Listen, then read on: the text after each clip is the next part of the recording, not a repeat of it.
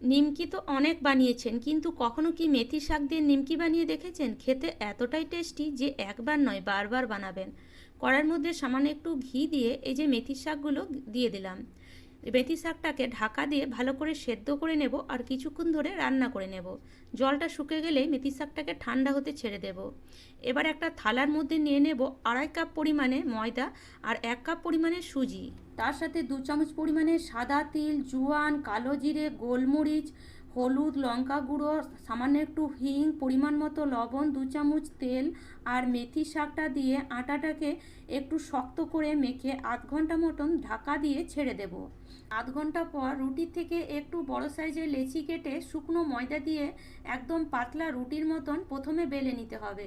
তারপরে ময়দা আর তেলের একটা এরকম ঘোল বানিয়ে ওই ঘোলটাকে ভালো করে লাগিয়ে ওপর থেকে শুকনো ময়দা দিয়ে এরকম ফোল্ড করে আবার ওপর থেকে ঘোলটা লাগিয়ে আবার শুকনো ময়দা দিয়ে এরকম ফোল্ড করে আবার ওপর থেকে ঘোলটা লাগিয়ে শুকনো ময়দা দিয়ে ভালো করে এটাকে আবার বেলে নেব।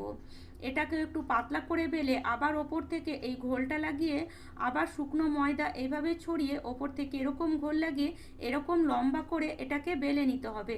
একটু মোটা করে বেলতে হবে হালকা হাতে। এবার এটাকে এরকম ছোট ছোট পিস করে কেটে নেব। এতে লেয়ারগুলো খুব সুন্দর পড়বে। এবার তেলটাকে হালকা গরম করে নিমকিগুলোকে এক এক করে যতটা তেলের মধ্যে আসে ততটা দিয়ে গ্যাসের ফ্লেমটা মিডিয়ামে রেখে কিছুক্ষণ ধরে ভেজে নিতে হবে, যতক্ষণ না নিমকিগুলো ভালো মতন ক্রিস্পি আর লাল হচ্ছে। তো এরকম সব নিমকিগুলোকে ভেজে নেব। তো সন্ধেবেলায় যদি চায়ের সাথে খেতে কিছুই না থাকে তাহলে এই নিমকিটি তাড়াতাড়ি বানিয়ে ফেলুন। আশা করি আজকের রেসিপিটি আপনাদের ভালো লেগেছে, আর রেসিপি ভালো লাগলে অবশ্যই লাইক, শেয়ার, সাবস্ক্রাইব করবেন।